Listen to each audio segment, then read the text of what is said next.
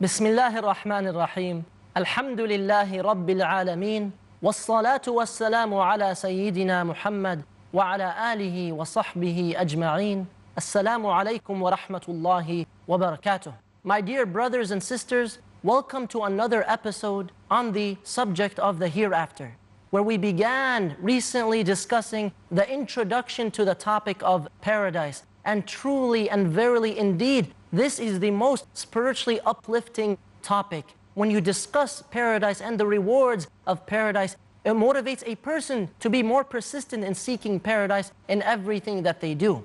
And so we ask Allah subhanahu wa ta'ala to make you and I of those who enter paradise, the highest levels of paradise with their loved ones. And so we will continue inshaAllah in today's episode with the discussion on paradise.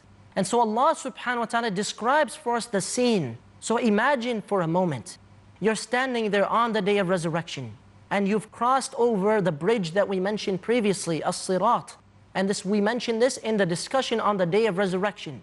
So you cross over as-sirat, over the hellfire, and now you're at this final gathering place, which is somewhat like another bridge and another gathering place before paradise. And Allah subhanahu wa ta'ala is saying what?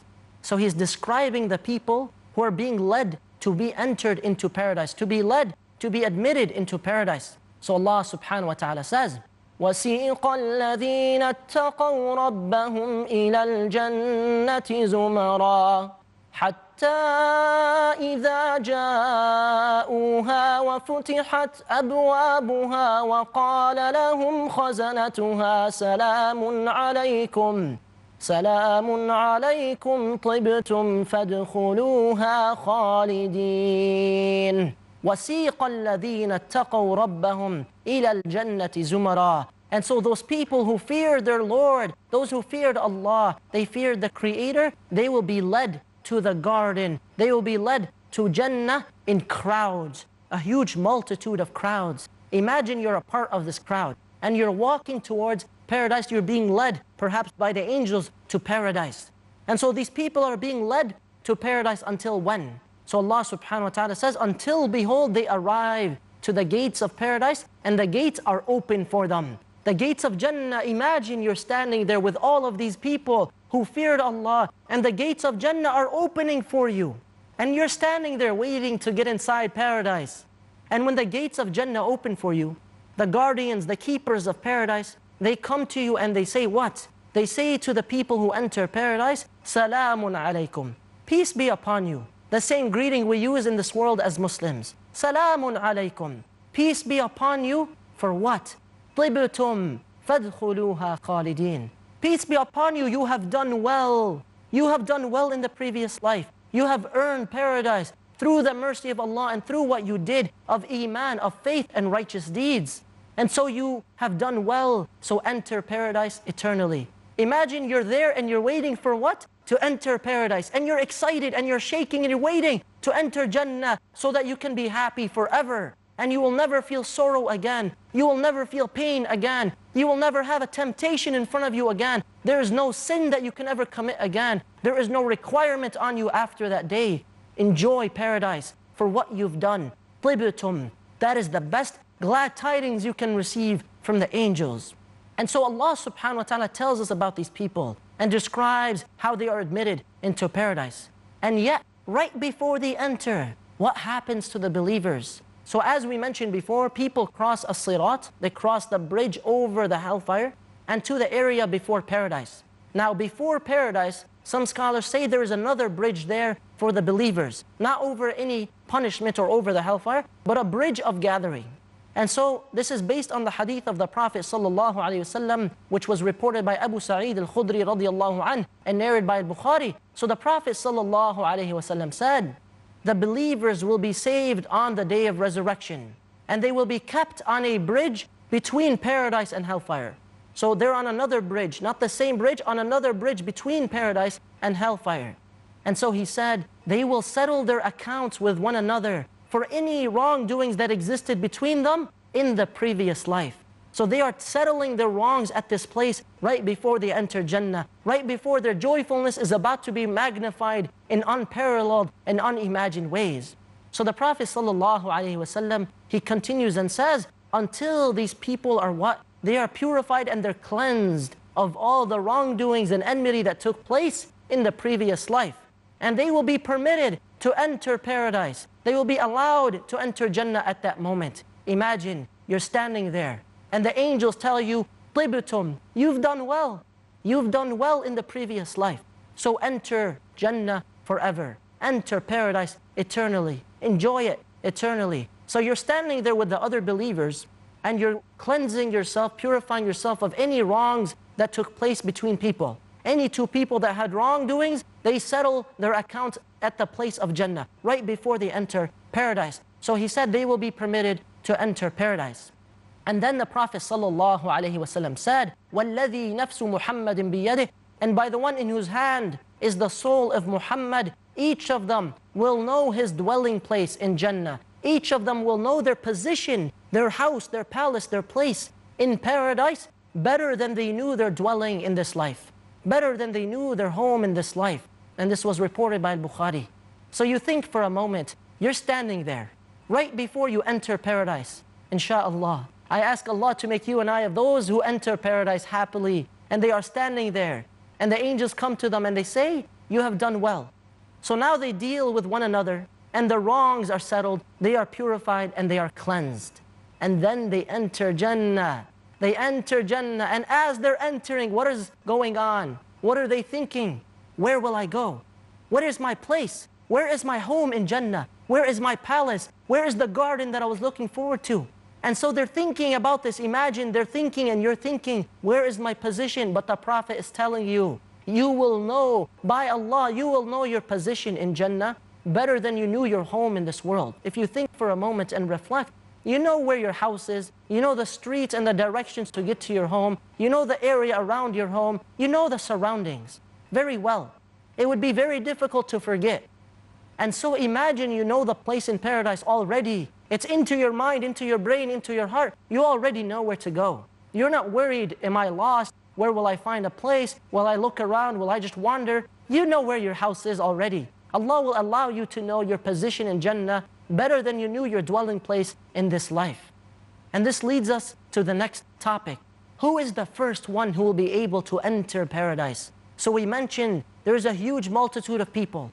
Imagine you're standing there and everyone is standing with you who is about to enter paradise. And you're happy and you're radiant and you're purified and you're cleansed. All you want is to get to Jannah. And so one person will enter before everyone else. One person will be given this honor and blessing from the Creator to the creation.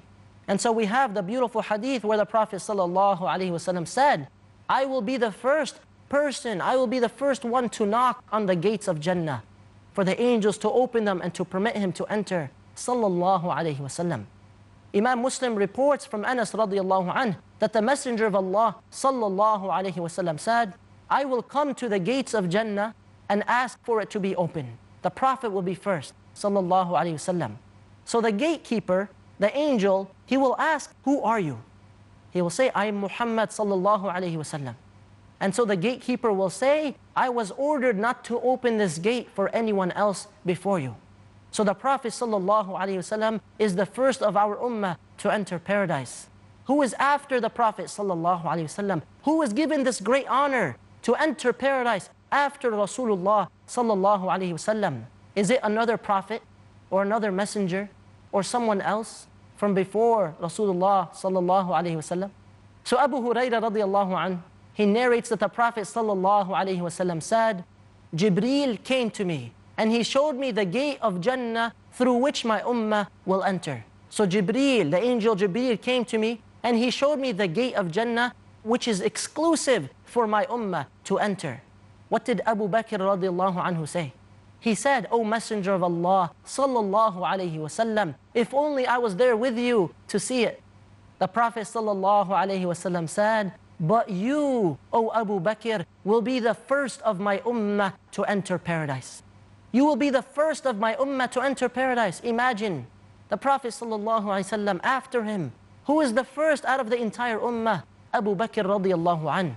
And this proves and is a sign of the honor and status of Abu Bakr in Islam. And it's a sign of the great honor that Allah subhanahu wa ta'ala has given him. And the status of Abu Bakr, the status of Abu Bakr radiallahu anh is a great status in our beliefs. So Abu Bakr will be the first of the ummah to enter paradise, and this is an indication of what he did in his faith and in his actions as a believer. Al-Bukhari and Muslim report from Abu Hurairah radiallahu anh that the Prophet sallallahu alaihi wasallam said, "We are the last in this world, but we will be the first on the day of resurrection. We will be the first of mankind to enter paradise." Imagine, Allah is honoring this ummah, Ummat Muhammad sallallahu alaihi wasallam, to enter paradise first and foremost. And so, if Rasulullah sallallahu alaihi wasallam tells us that the ummah is first, he's telling us of the ummah Abu Bakr is first, then there is no doubt that from amongst all of mankind, the Prophet sallallahu alaihi wasallam will enter paradise first, and then Abu Bakr radiallahu anh, and then the rest of the ummah will enter paradise thereafter. And so when you strive for Jannah, look at the standard of Abu Bakr.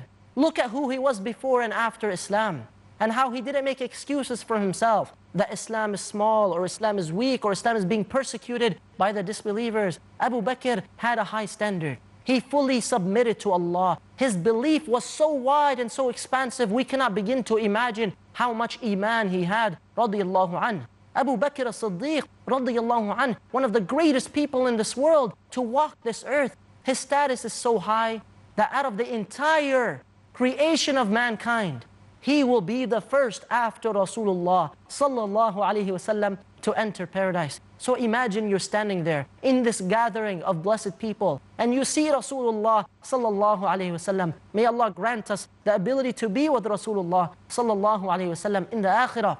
And so you see him knocking at the gates of Jannah, and the angels allow him to enter, and they say, "We were ordered not to open to anyone before you." And then after the Prophet enters paradise, Abu Bakr radiallahu anh is given the next honor of entering Jannah. This is the status of Abu Bakr.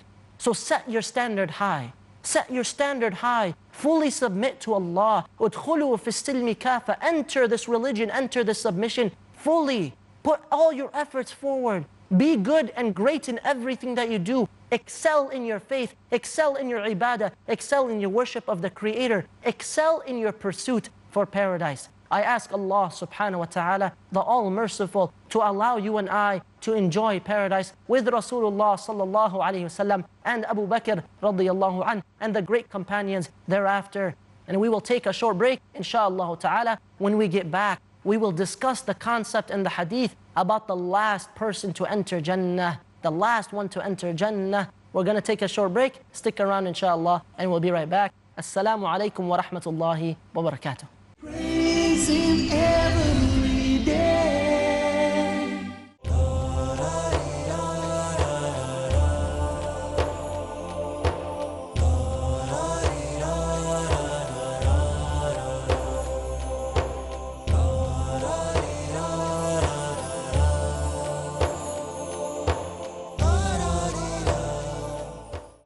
Who was the first prophet? Was a prophet the first one to read and write? Did God speak to a prophet? A prophet in a prison.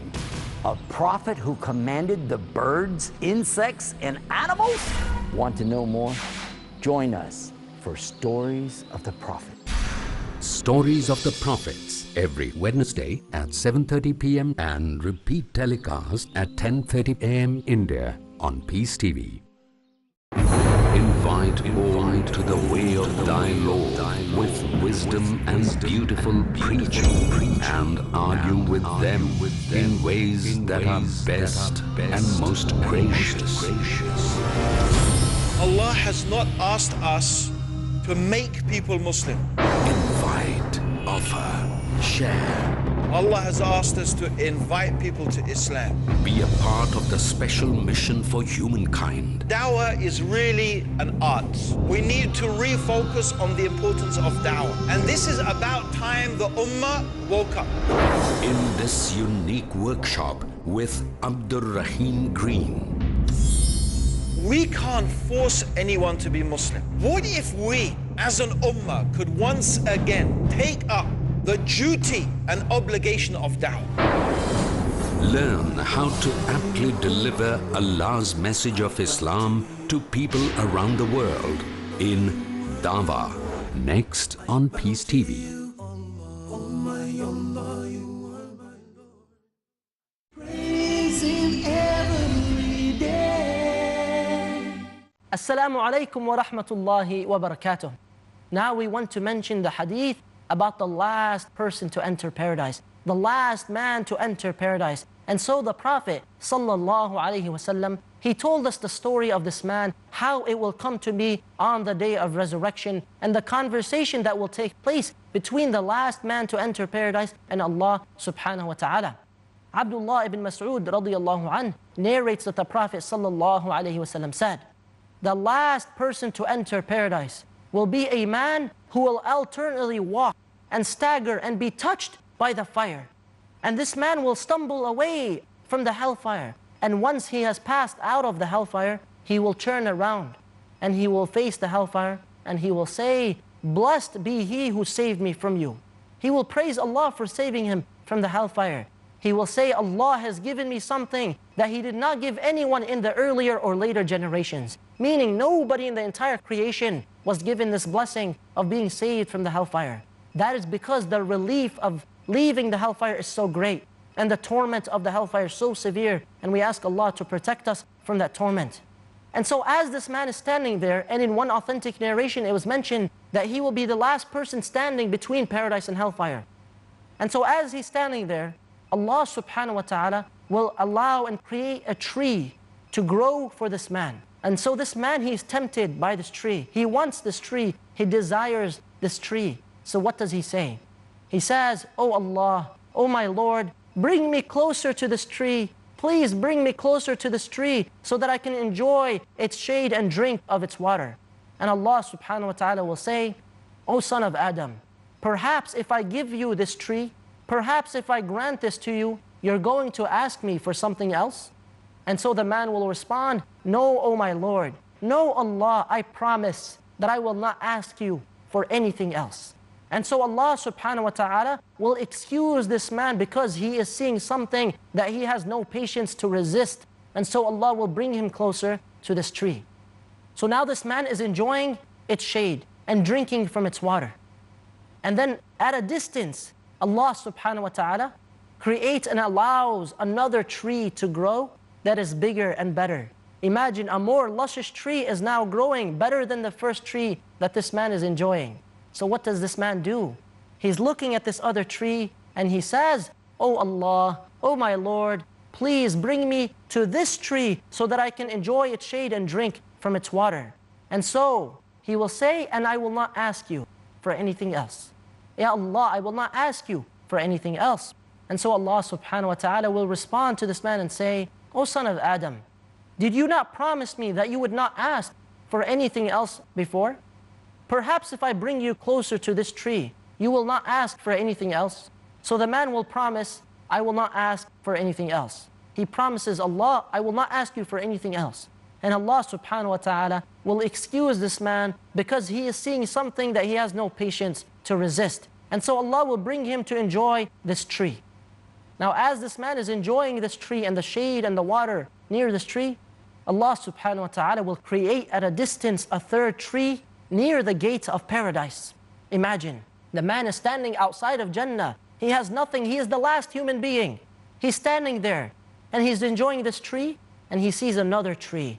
This tree is much better, it's much more luscious, and this tree is closer to the gates of paradise. And so this man looks at the tree and it looks better than the first two. And so this man looks up and says, Oh Allah, my Lord, bring me closer to this tree so that I may enjoy its shade and drink from its water, and I promise I will not ask for anything else. Allah subhanahu wa ta'ala will say, O son of Adam, did you not promise me that you would not ask for anything else? The man will say, Yes Allah, I promise I will not ask you for anything after this day. And Allah subhanahu wa ta'ala will excuse this man because he is seeing something that he has no patience to resist. So Allah will bring him closer to the third tree. So now this man is enjoying this third tree. And he begins to hear what? What does he hear?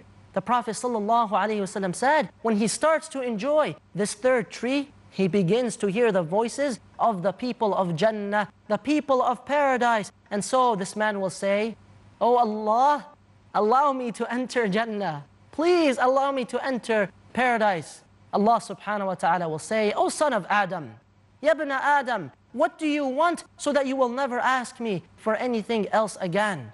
Will it please you if I give you the entire world and as much again? If I give you everything of the previous world that you knew of, the dunya, everything in it, and as much again, double this life? And so what will happen at this point? Imagine the conversation. The man will say, Oh Allah, are you making fun of me when you are the Lord of the worlds? Rabb al-Alameen? Are you making fun of me when you're Lord of the worlds? And so Ibn Mas'ud, when he was saying this, he started to smile. He said, ask me why I am smiling. So they asked him, why are you smiling?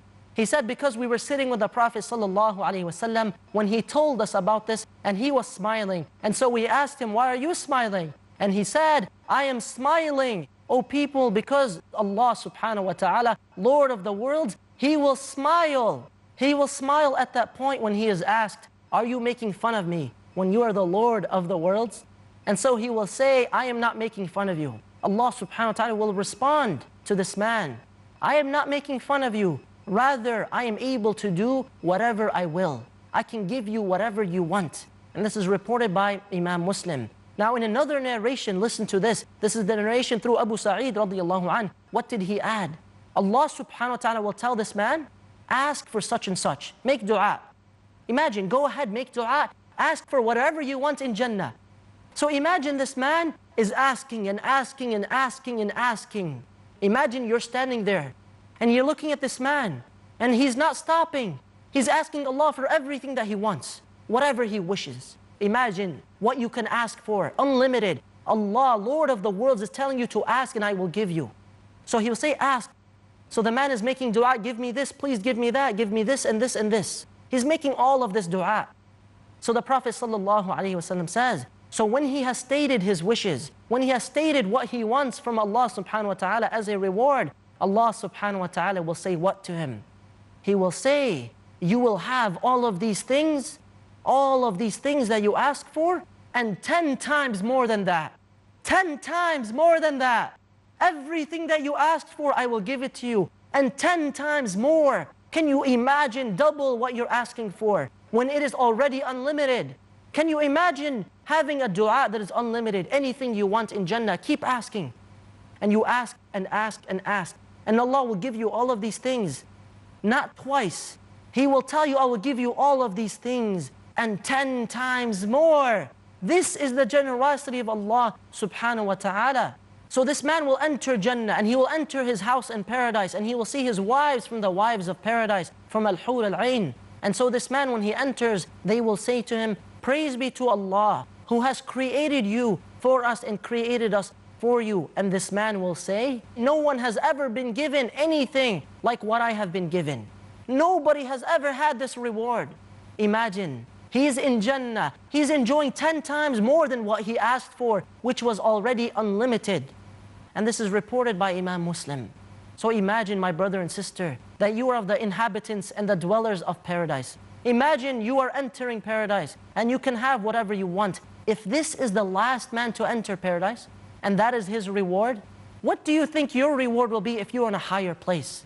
I ask Allah subhanahu wa ta'ala, I beg Allah subhanahu wa ta'ala to make you and I of those who strive for Jannah on a daily basis. And when you're studying, when you're working, when you're eating and sleeping and doing everything in this life, your focus is on the prize. Your focus is on Jannah. All you want is paradise and the relaxation and happiness and tranquility of paradise. This is what we strive for. This is what we ask Allah for. I ask Allah subhanahu wa ta'ala to accept from us and to forgive us and to allow us to be admitted into paradise, into the highest levels of paradise with the Prophet sallallahu alaihi wasallam and with the righteous and the companions and the martyrs. And I ask Allah subhanahu wa ta'ala to allow you and I to benefit from everything that we hear and to implement all that we hear. And I ask Allah subhanahu wa ta'ala to allow us to be gathered in the highest places of paradise as we are discussing paradise in the dunya today. We'll see you next time, insha'Allah ta'ala, as we continue discussing those who enter paradise. Jazakumullahu khaira, wa sallallahu ala nabiyyina Muhammad wa ala alihi wa sahbihi ajma'in. Wassalamu alaykum wa rahmatullahi wa barakatuh. Praise be to my love.